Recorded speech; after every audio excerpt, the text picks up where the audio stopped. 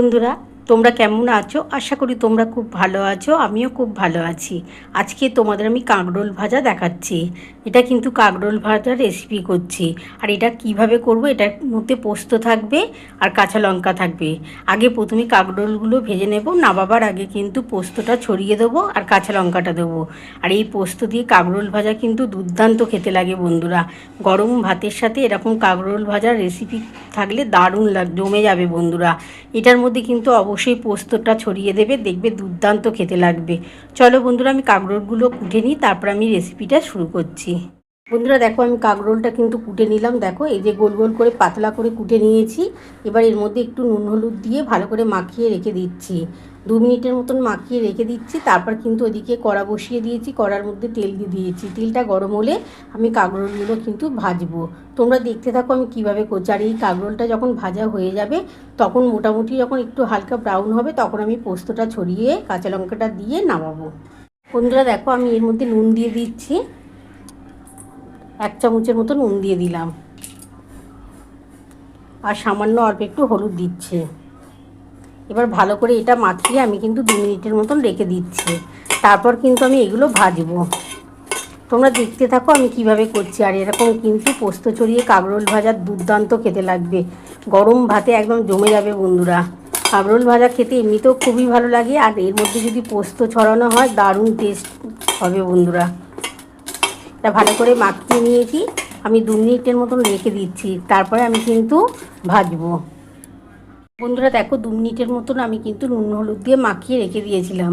ওইদিকে কিন্তু কড়া বসিয়ে দিয়েছি। দেখো বন্ধুরা, যে কড়া বসিয়ে দিয়েছি, কড়ার মধ্যে তেল দিয়ে দিয়েছি। তেলটা গরম হলে এবার আমি কাঁকরোলগুলো দিয়ে দেবো কড়ার মধ্যে। বন্ধুরা দেখো, আমার কিন্তু তেলটা গরম হয়ে গেছে। এবার আমি কিন্তু কাঁকরোলগুলো দিয়ে দিচ্ছি।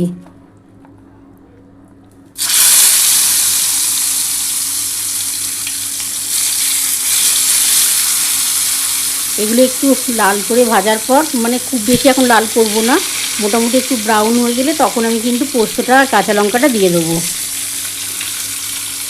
কাঁকরোলটার মধ্যে পোস্ত আর কাঁচা লঙ্কা পড়বে, দুর্দান্ত খেতে লাগবে। এটা গরম ভাতের সাথে দুর্দান্ত লাগবে।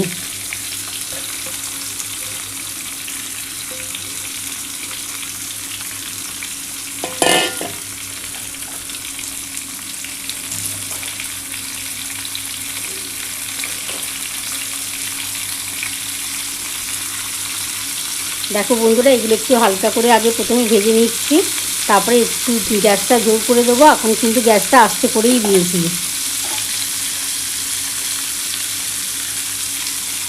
এবার একটু বাড়িয়ে দেবো, বাড়িয়ে দিয়ে কিন্তু ভালো করে এটা ভেজে দেবো। ভাজার পর কিন্তু আমি পোস্তটা, তোমরা দেখে নিয়েছো, আমি কিন্তু পোস্তের পরিমাণটা একটু বেশিই দিই।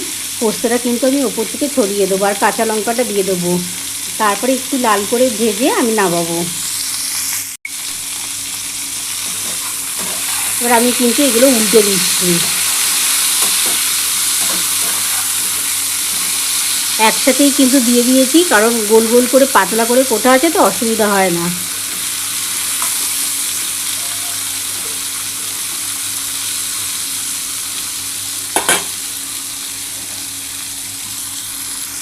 বন্ধুরা এবার আমি কিন্তু দেখো উল্টে দিচ্ছি আরেকবার। আর গ্যাসটা এবার আমি বাড়িয়ে দেবো। আমার গ্যাস কিন্তু এখন আস্তে করাই আছে, দেখেই বুঝতে পারছো আমার গ্যাসটা আস্তে করা আছে। এবার আমি কিন্তু গ্যাসটা বাড়িয়ে দিচ্ছি। এবার একটু ভালো করে ব্রাউন কালার হয়ে যাবে যখন, তখন আমি কিন্তু পোস্তটা দিয়ে দেবো। আর এরকম কাঁকরোল ভাজা দুর্দান্ত খেতে লাগে বন্ধুরা। আর এর মধ্যে পোস্ত ছড়িয়ে দেবো। তোমরা একবার বাড়িতে কিন্তু কাঁকরোল ভাজাটা পোস্ত ছড়িয়ে খেয়েও, দুর্দান্ত লাগে গরম ভাতের সাথে কিন্তু।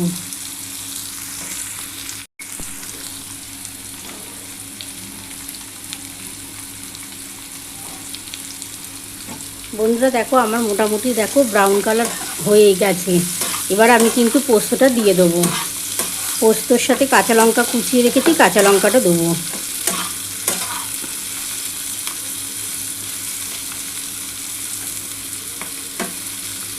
তোমরা কাঁকরোলের তরকারিও করে খেতে পারো, কাঁকরোলের কিন্তু পুর ভরেও তোমরা করে খেতে পারো, দারুণ লাগবে খেতে। কাঁকরোলটা খেতে সত্যি চমৎকার হয় বন্ধুরা। যেভাবেই তোমরা করবে, খেতে কিন্তু খুব টেস্ট হয়।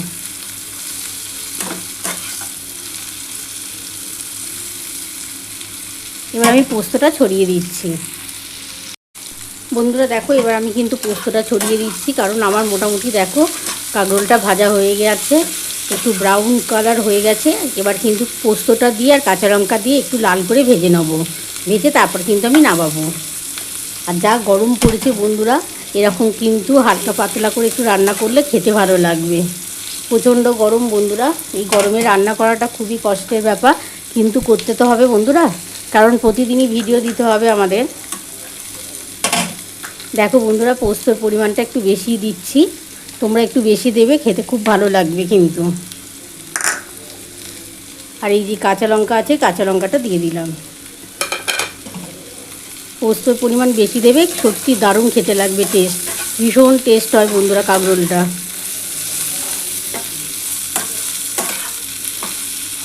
একটু লাল করে ভাজা হলে তারপর আমি কিন্তু নামিয়ে তোমাদের দেখাচ্ছি।